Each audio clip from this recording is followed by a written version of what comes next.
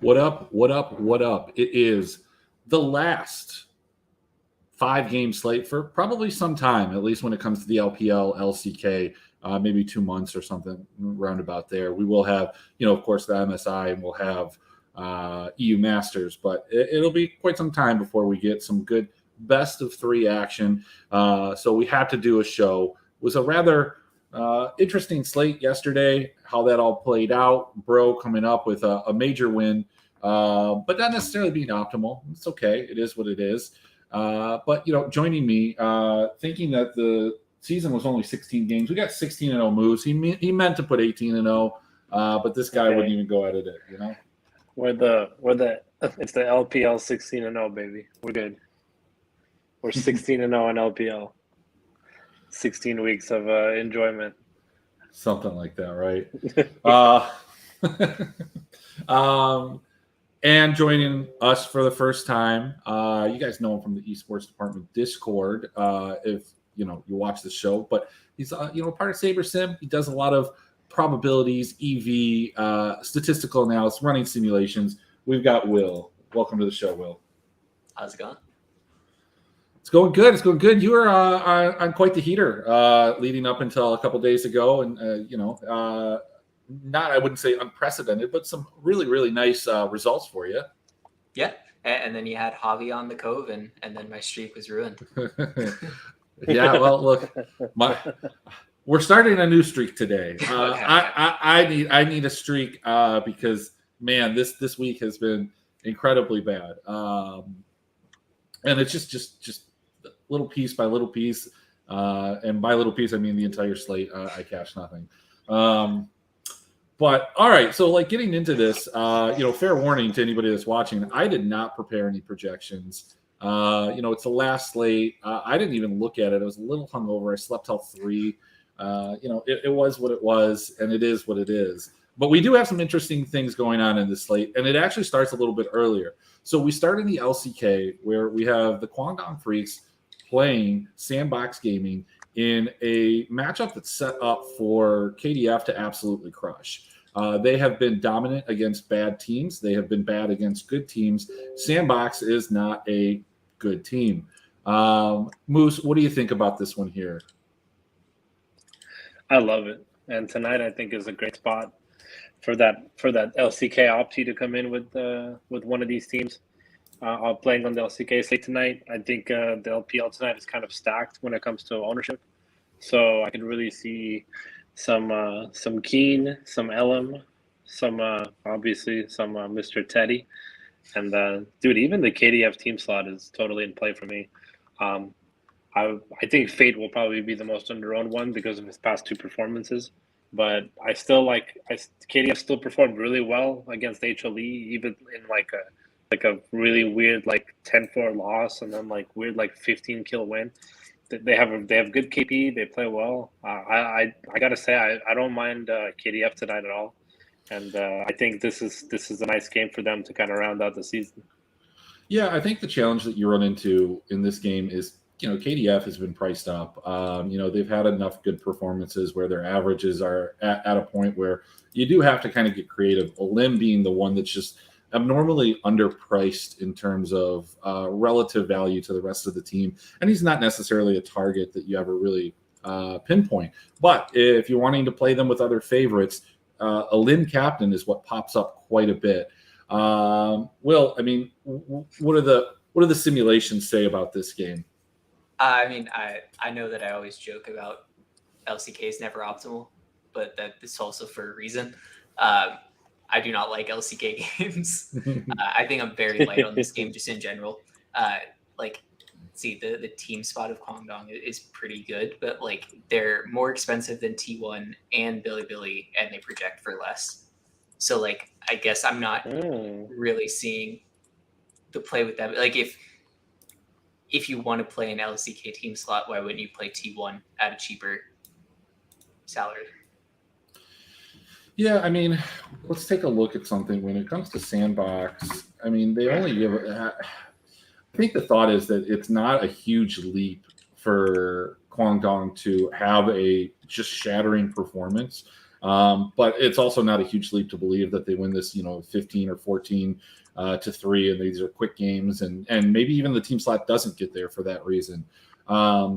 Sandbox dies a lot, but they lose a lot. And, I don't know. Looking at the pricing, I'm not sure. Going into it, I would have said without looking at the pricing that I wanted to get some exposure to, at the very least, Teddy. And then obviously somebody else to go along with him. But it just doesn't necessarily work with pricing with the way that some of these games are. We were very, very lucky as people that play dogs, at least, to have a nice little streak there right after the Lunar New Year that seemed like it was like 3 or 4 weeks long, where there were just quite a few upsets and uncharacteristically a lot of upsets. And we just haven't seen that in the last week. We've been getting maybe one.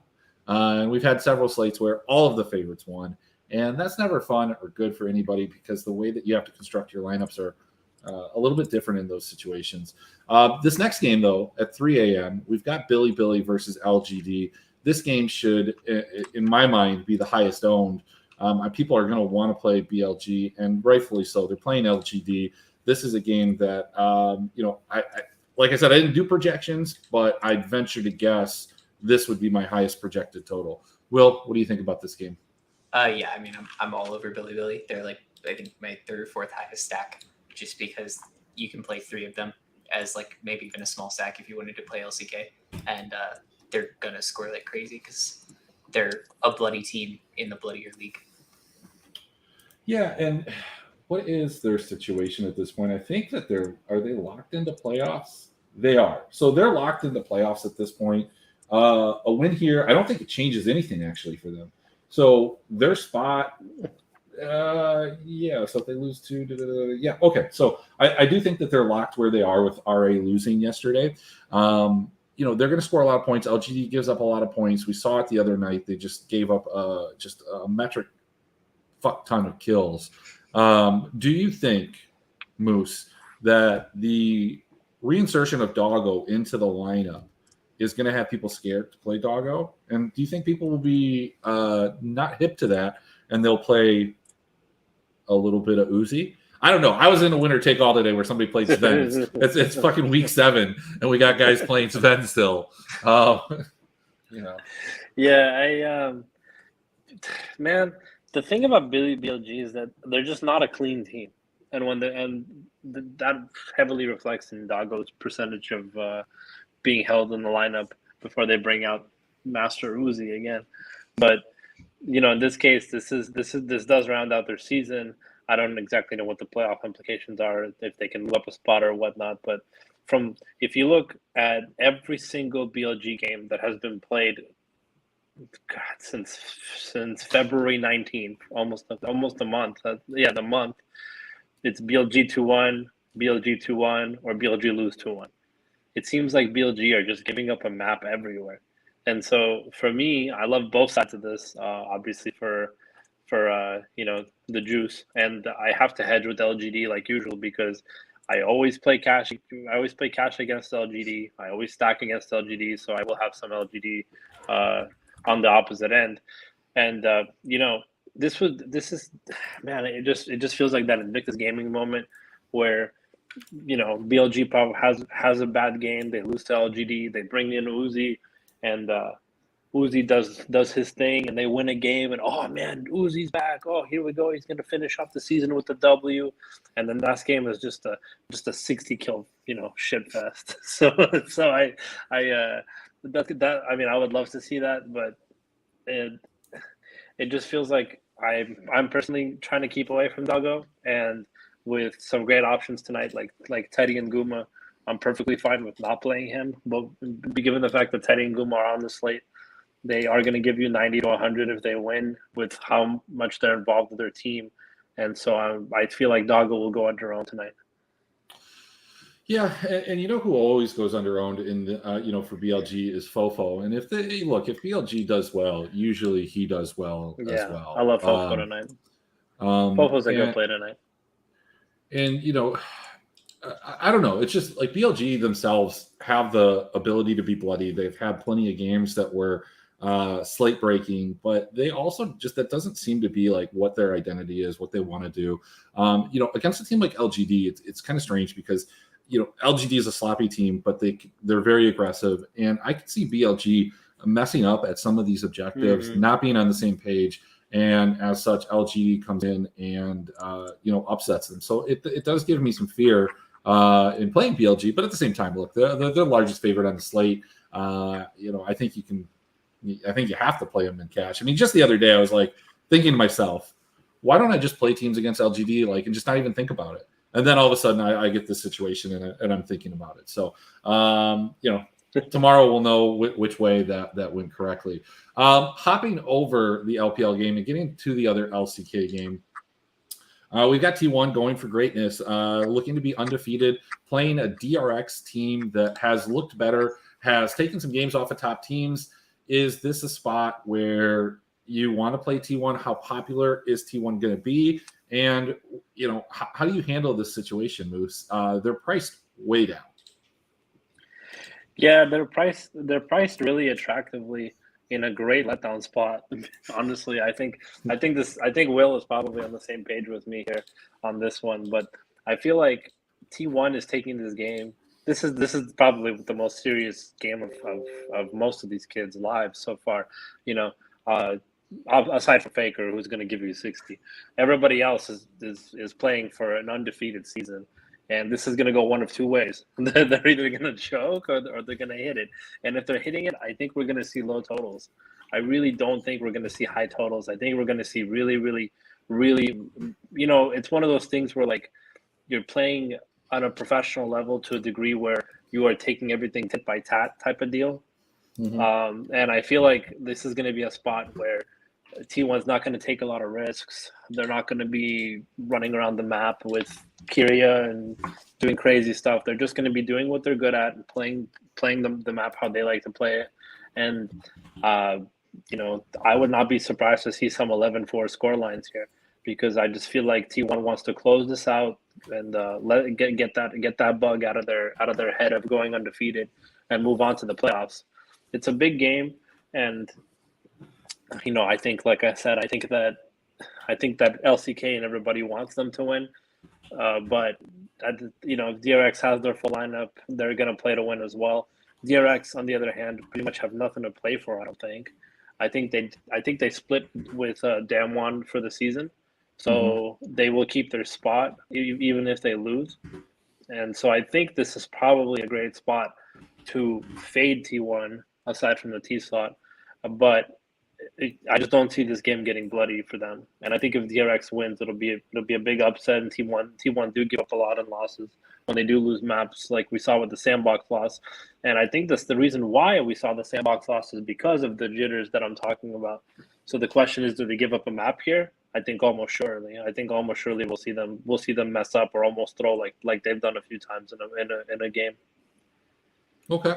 Will, I mean, I just ran the numbers while Moose is talking there.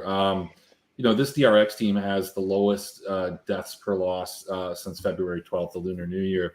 And I would venture to guess it's pretty similar. Are the projections or the simulations liking T1 given that their price and who they fit with? Or are you kind of on board with Moose here that this is not a game that should get a lot of attention? So hearing Moose say that kind of made me think that I'm out game theorying myself here, like a NBH would do, because I basically have them as for this exact reason, they're going to be low owned, and so despite the fact that they're going to project poorly and say there's a letdown chance, the fact that there's an LCK team that nobody's going to be on and they're a minus 440 favorite is something that it attracts me a lot. I think I have a really good amount of T1. I think people will be on them. No, I think people will be on them. I think people will look at their past scores and go, yeah, I want to be on these guys. Because I think it's so easy for people to click a name and just say, oh, this guy put up 100 points in his last game. He's going to do it again. And I think this is the perfect spot for that not to happen. I think a lot of people, though, are looking at odds and they're seeing KDF coming in at higher odds and still in the LCK. So if you're playing an LCK short stack, you're going to play KDF more than you're going to play T1 there, unless it's something about people want to play in UFC. Chalk has a lot to do with name value. Patty Pimblett today was overowned just because he's the guy. So I don't know if perhaps that inflates T1's ownership because everyone's rooting for them for the perfect season. But I think it does, and they know they can rely on them. Kyria, T1, Guma, reliable guys. Well, I think part of it too, when you're looking at this game in particular, is just T1's pricing relative to all of the other favorites and relative to what their actual Vegas odds are. It just doesn't line up. I mean, people are going to want to play, BLG. They're going to want to play. I don't think that they're going to want to play Kwangdong, like not on this slate. This isn't, I love KF slates where it's a situation where you have the 5 games. When you get them on the 2 gamers, and you get them in the 4 gamers, you don't have as many options, and you do have the options here. Some of the games that we're going to talk about, like specifically like JDG and Weibo, that's like a toss-up between 2 good teams. You've got AL and WE, it's a toss-up between 2 bad teams. So there is a lot of safety in that T1, knowing that they're going to win. At least that's what most people were going to believe. And at the price, they just fit with other teams. And I do think that they're going to carry a pretty considerable amount of ownership. I will say that they're the most owned LCK team. Interesting. I'll place a friendly wager that KDF is owned higher than that. I think people go off odds. I don't think they will. I think T1 will be higher ownership. What are we basing this off of? Because a lot of times when I talk about ownership, I'm talking about the 333. I think they'll be higher owned than both the 333 and the 15.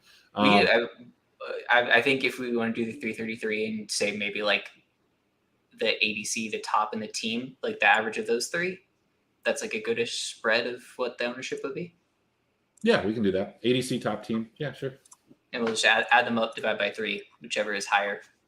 Well, because here's where I think. Like I think that T1 will be owned higher in the top lane. I think that KDF will have higher ownership both in the jungle and the mid lane, maybe, because Faker has not been producing. But support, ADC, and team will all be T1. Interesting. So, I don't know how that'll create how lineups are created out of that, but that's just my thought. Moving on to some of these games that are a little bit more of a coin flip. We've got WE coming off of one of the worst performances I've ever seen in my entire life. It actually sickened me how bad they playing in anyone's legend team that I think people are buying into. I mean, we had them as a dog on a 2-game slate the other day, and they were like 30 or 40% owned. That doesn't happen very often for a team like this. I think people are going to flock to them. I have no idea what they cost relative, but I think that they're cheap enough. I guess they're pretty expensive. I still think people are going to play them. I don't know if that's the right move. For me, I'm playing WE out of this game, or I'm just not playing it. Will, what do you think? Yeah, I mean, anytime a dog's in that like plus 110, plus 120 range, that's like the perfect spot to play a dog, because people are always just slightly, they crowd towards the favorite just a little bit too much, and then they're like, how did he win? I don't think it's just that, though. I think it's just people. It wasn't too long ago that this WE game happened. This was like 3 days ago, where, I mean, it was all set up. I woke up, I looked at my phone. I was like, WE has won the game. This is fantastic. They won 5-3 with eight towers. What the fuck just happened? And then they're getting trucked in the second game, and it's like, man, there's no way for them to salvage this score. So that's why I think we is good. And it looks like, Moose, you're rubbing your hands together. It sounds like you want a side in this game. Oh baby, this shit. Should we strap in? Is this chapter 2? Are we about to get chapter 2? I'm ready, buddy. Let's go. What, the Book of Moves? Everybody's playing everybody. See, the problem is that we talk about the LCK games and we start theorizing about what's going to happen. But here, you don't need any theory. You just need to know that both of these teams fucking suck. And they're going to suck, dude. They're going to be bad. And it's okay for them to be bad because it's going to benefit us. Man, like, this is the type of game where if a team walks out with 30 kills, I think it's perfectly on point. I think it's absolutely just LPL, baby. You know what I'm talking about? And the best part is this: we don't know which team's going to do it, because sometimes AL beats EDG. And other times WE beats RNG. So the LPL is the LPL. Both these teams are buffed. They're not. This game is so pointless. And the best part is that you can't even theorize it because we know what's going to happen. even if for some reason if anyone's legend win the first game, all of a sudden you might see some missed cues going on, some weird pathing, some weird plays are happening, some dives, some Baron dives. Oh man, this is it. Oh, this is just it's just something so interesting happens when teams like this play. And I think that if you're playing if we're talking about betting, I would definitely take WE for, for value, but plus 120 is probably not enough for me to really bet it. But when you're talking about overs, I just want to eat them up, man. Of course, we probably said that with WETT as well, and then WE put in like a 5-3 performance or whatever the hell that was. But man, if something weird happens in this game and you're watching it, just remember what I said. You're just gonna be like, Moose said some shit like this would go down, and this is it. This is the perfect spot, baby. It's the end of the season. This is gonna be nuts. I think we're gonna see some crap come out. Really, I don't share that same feeling. I mean, I shared it the other day when I thought it was TT and WE, but I mean, I think that the LPL teams don't react like that. These teams don't profile like to be these crazy high scoring teams all the time. They're like 17-17, kills and losses, or deaths and losses. So kills and wins, deaths and losses. So, anyone's legend does have kind of a aura around them, the RW aura that carries over. But I wouldn't be surprised if these games are like 15-3. Like, look, I think anyone's legend can very easily win this series. Maybe WE's cooked. Maybe they're cooked. Maybe they're done. Maybe we saw they've been cooked all year. They've looked terrible. The biggest concern, I guess, I even have for WE, and the only reason I'd be playing them is because I think people won't. And it is anyone's legend, and everything that you said certainly is within the range of outcomes. But we've seen them be very conservative, and putting together two high-scoring games, I think, is a lot to ask from a team that just has no consistency. So I don't know. I guess we know where you're going to be, and that's okay. Yeah, I'm all over this, baby. We can talk about LGD taking a game off of BLG, but man, this one is going to go either way. And for me, I don't know exactly, because I know WE have generally underperformed their team totals. I think if AL wins, dude, they're going to smash. They're going to smash hard. Well, so the big thing is that there are certain games in certain situations where I want the game to go to 3 games. But my concern is that both of these teams, I feel like when they lose, sometimes they lose so badly that, if they somehow win the series, they're not going to find their way into the optimal lineup. Do the simulations like this game? Well, yeah, I'm kind of with Moose that pretty much the winner of this game is going to be in the optimal.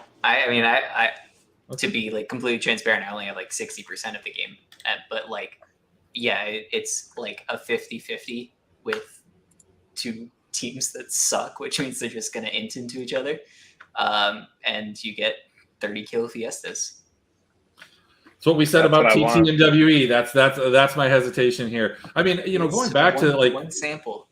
We can pull a lot of WE's games. I don't think that they've been that exciting. So I can see a situation where anyone's legend, if they 2-0 this, they're going to get 17 and 19. I would probably project them somewhere in the realm of like 36 kills in a sweep, as an average. And obviously it doesn't take a lot for them to, get well over 40, which is, shattering scores at that point. This last game, another game that just has me super hesitant to pull the trigger on. We've got JDG and we've got Weibo. We've seen these teams play 15 series at this point, and I still don't know who either of these teams are. Like, I don't know what's going to show up. I have absolutely no idea. JDG sometimes looks like the best team in the world. Sometimes they look like one of the worst teams in the world. You've got Weibo that, has beaten some of the top teams and then, beat anyone's legend 6-8. Like these things happen with this team, and I don't know. Will, tell me what you think. What should I be thinking about here? Yeah, no, I'm absolutely slanting JDG. Like, okay. Yeah, I want all of it. So we know the 2 games that you're looking at. Okay, fair enough. Yeah, shockingly, the 2 close LPL games. Who would have guessed it? Who would have? Moose, what do you think about this? Do you know who these teams are? I don't particularly know if WBG is good. We ask ourselves all the time, is this team good? I don't know if they're good yet, but I know they're not going to score points. So it doesn't matter to me if they're good or not. Whether or not they're good, it seems like no matter who you put in front of WBG, they just figure out a way to give you 50 points, man. They're just like, look, we're just going to give you 50 points, and that's it. It's like Faker. You're getting Faker numbers out of them. So, I mean, it feels like a 2-1 to me, and it feels like it's probably a 2-1 in JD's direction as of right now, because I still have no faith in the WBG top lane or jungle, and I really don't think that entire top side of the map is gonna have any issues on the JD side with the way JD have been playing so far. Of course, we know that JD Gaming are capable of anything, but the question is like I know Will's all about JD, and I think JD do have a good chance of doing what they usually do. They have a high KPW, so if we see them win, I think we will see them in the 18 to 21 kill range. The question is are we going to get the cherry on top of them? Are we going to get that JD that Kanavi is worth the money game? And every time I look at Kanavi, I just think to myself, is the juice worth the squeeze? Is it worth the squeeze? And it just ain't worth the fucking squeeze. Kanavi just continuously underperforms the expectations that I set for the guy, and I gotta rate that one down. I mean, that's kind of. I mean, what expectations do you have for this guy that he's underperforming them? He's been like the best fantasy jungle. I mean, like, look, I'm gonna read this off to you, Moose. 90 points from your jungle. 71. That was TT. That 71 there. 96, 94, 111, 110. I think he's outscored his ADC like on 3 or 4 different slates. I mean, what the fuck do you want from this guy, man? Like, I mean, I just want Kanavi to be owner. Okay, I just want Kanavi to be owner. He's better than owner. Are you kidding me? No, owner, dude.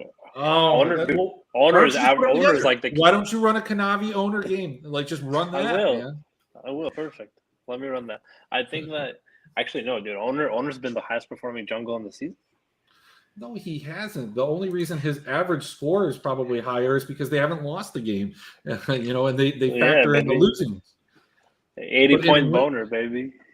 That's and Kanavi's lost like 8 games, and he's still at 76. He scores higher than owner on a regular basis. Look, Kanavi 7,200, bro. Like, it's hard to fit Kanavi, and it's always hard to fit him. And so what I'm hearing is Kanavi captain. Because when I fit Kanavi and I actually make him work, he just doesn't make the juice worth the squeeze, man. So I think JD win in the spot, but are they gonna score like monstrously? Probably not. You're awake in the morning, you're watching the draft, and you see JDG lock in Poppy. Jinjawa. Was it 369 played like Scion in the game against RA and did like a 116 score? It's like, thanks, bro. Thank you. You do you, TSM take over. Or like anybody from EG today. I guess that's like some of these games do have situations where one team is going to have to assert their will over the other team. For me, like when I was looking at LCS today, like EG is a team that I like from their perspective in terms of how bloody they have the potential to be. But like Dig, I just don't think you can play teams against Dig. They've never given up more than 14 kills. They don't engage. And that really ended up happening. Weibo, while they don't get a lot of kills and wins, they're like 16, 17. I mean, it's not terrible. They do give up 19 in their losses. JDG does have one of the higher kills per win. So, I mean, I'm with you guys. I think JDG in a win is probably in the optimal lineup, especially given, how this slate looks. And outside of Kanavi, they're not the most expensive in their position. So, Kanavi 7,200, Hope is 7,400. So. Well, yeah. Look, he outscores him sometimes. That's what happens. Kanavi, dude, so fucking expensive, bro. He's just so expensive. I don't think anybody's force stacking them though, because I think people will be force stacking the other games. Yeah, nobody's force stacking them at all. Nobody should force stack them one bit. I don't think people are force stacking them tonight. I think they're just really pricey. Yeah, no, I agree. They should leave all of those. They should just not play any 4 stacks of JDG. I think we're in perfect agreement here. I'm a JDG fan. I hope they deliver. They did absolutely screw me on a $10,000 bet, but I can forgive them if they just win the If they LPL. give you 10K today, then that makes it up for it, right? If Kanavi gives me 100, I'll be good. It'll be Gucci. If Kanavi gives you 100, you'll tell me shit. Yeah, I'll be like, fuck, I didn't play him. Oh, Kanavi got 110. I was really hoping for 120. Really disappointing performance. Here's Owner. He got 95. Why can't you be more like Owner? Why could you be more like 80-point Boner, dude? My favorite player. Just like reliable Owner, dude. You play him in cash, you wake up, he gives you 80. Thank you. That's all you need. Thoughts on Cash, Moose? Yeah, Moose, right. do you sit me in cash? Is that you? Russian. Who are you? Oh no, I'm Reformed Racer. Okay. I don't think it's you. Reformed racist. Okay, Mr. Maz. Yeah. Mr. Maz takes all my head-to-heads. Yeah, I should play Maz more. Take that CryptoPunk away from him. No, I'm Russian Bear, but I only sit a couple people, and I haven't been sitting cash because the slate starts earlier than when I wake up. So it's been hard for me to catch head-to-heads, which is perfectly fine because it's been brutal lately. I probably would have cashed today, though, with the V5s that I played. For cash, I think you just play 4 BLG and you go to sleep. Good night. That's pretty much it. Right now in cash, I'm playing 4 BLG. I'm playing a little KDF, and that's that. Keep it simple.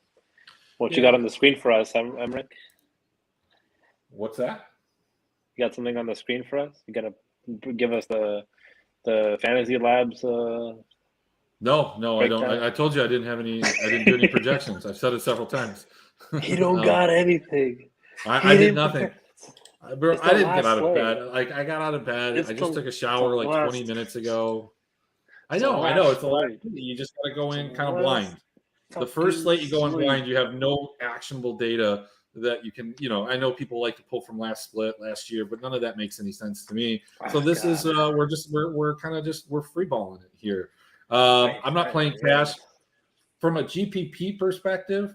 From an overall slate, the spot, for me, I think you play BLG. I think JDG is good too, but I just don't know which out of KDF or T1 is going to end up in that optimal lineup because I definitely think it's actually probably T1 or maybe even DRX. DRX might win a game, might win 2, might upset that. I mean, look, Sandbox took a game, right? So why can't DRX take 2?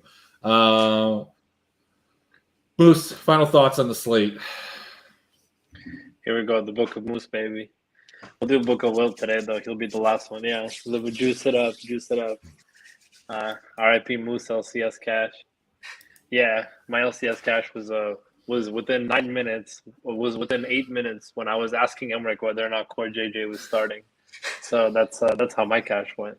And I did terribly in cash, but it's okay. I only played like some small amount of money. But yeah, tonight's one of those nights where I'm gonna wake up tomorrow and be unhappy regardless of what I play. So I should probably just play some shit that I probably don't expect. There's just so many pieces of tonight that I want. Everything. It's like a candy store. You walk in and you get ALWE, you get JDG, you get BLG, you have LGD. I just love this slate, man. I think that and don't forget about our freaks either. So there's a lot of candy in the store tonight. And I'm picking up all of it. I'm going to try to play as much as I can tonight. It's the final 5-game slate of summer. So I'm going to try to spend some money. And I hope you guys cha-ching with me because somebody needs to hit something on this goddamn podcast. Yeah, it's been rough. It's been a rough week. The run good ran out, but I think it's gonna run up today. Will, final thoughts? What do you think? What are the stimulations like? Where are we playing? It sounds like 4 JDG is something that you wouldn't want to do at all. Nobody. No, absolutely. But I mean, I'm not sure how you really want to do anything in GPPs outside of slam the 2 LPL 50/50s, get them right, and you win, and you split with 100 of your closest friends. No, you play the KDF team slot, so you're good. Although it's so expensive, it's like So- 5,800. Yeah, the most expensive on the slate for not the best odds, and in the LCK. Yeah, they play great longer pricing games. today. Well, when your average game is 37, 36 minutes, you're more likely to get, multiple Barons, Elders, all that good stuff. So Some great pricing today on the site. Some great pricing today. So this is good pricing. Dude, they price this like well. Dude, the highest price. This is my favorite. This is the Goog special. The highest priced player on the slate isn't even playing, at least until game 2. no, the highest priced player is playing. It's Betty. Betty. Is it Betty? It's not Uzi? No, Betty and Fofo are both Uzi. more expensive than Uzi. The last time that Uzi randomly subbed in, I solo banked, so I think we should just do that again. You can randomly sub in, everyone else can play their Really? chalk Well, dog. what did you play? You played some IG that slate? I have no idea what I played. I just know that everyone went crazy that Uzi came in, and then I looked and I saw that I won. So you must have, yeah. You had Zika then, big Zika. Absolutely. Well, all right. So hey, the Shark Cove typically is here for 5-game slates, 4-game slates, 3-game slates. So we may have some of those for the playoffs. We're still going to have some episodes throughout the weeks talking about playoffs, even if there are like 2-game slates. And then, loading up into EU Masters, which happens in about a month. So we might not be on as frequently. You might not see it Wednesday through Saturday or Tuesday through Saturday, whatever our time frame was. But we will have some episodes. We are still looking for guests, for those episodes. So, go out there. Don't play for JDG is what I've been told. There's obviously a hint of sarcasm there. But it's serious too. Like, we'll check back with me tomorrow. If it works out well, I was joking. If it doesn't and they sucked, we told you. Plausible Perfect deniability. You're nailing the tout here. Absolutely. It's all variance anyway. It's a good call. Can't wait to have Mike B tell us that it was a bad call. That something happened. Everything's a bad play if it's Mike B. Oh man, there was something that he said the other day that was just like, I think what was it? I don't know. It was stupid. I think it was earlier today. But anyway, that's it. We'll see you guys around later. Later.